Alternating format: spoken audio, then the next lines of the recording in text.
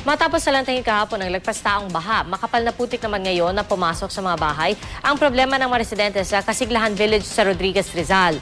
May ulat on the spot si Dante Perelio. Dante? Yes, Pia, humupa na nga yung hanggang bubong na baha dito sa Kasiglahan Village, Rodriguez, Rizal.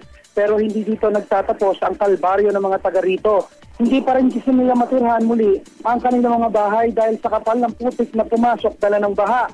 Posible piyang abutin pa raw ng isang linggo bago nila ito matapos linisin at matirhan muli. Ang problema, patuloy pa rin ang pagulan dito ngayon, Pia, at wala silang masilungan. Karamihan sa mga binaha rito ay wala rin na isalbang kahit isang damit o gamit. Di nila alam ngayon kung paano sila makakabangon at makakapagpundar muli dahil hindi pa rin naman sila nakakabilis sa kanilang mga trabaho. Problema rin dito ang kawalan ng pagkukunan ng malinis na tubig. Putol rin ang supply ng kuryente, kaya talaga namang miserable ang kondisyon ng takbo ng buhay ngayon rito. Ang ilan naman, nais na sanang lisanin ng lugar na ito dahil delikado raw. Bukod kasi sa tabing ilog, nasa paanan din ito ng bundok. Ito na nga raw, Pia, yung ikatlong beses na nakaranas sila ng ganito katinding pagbaha.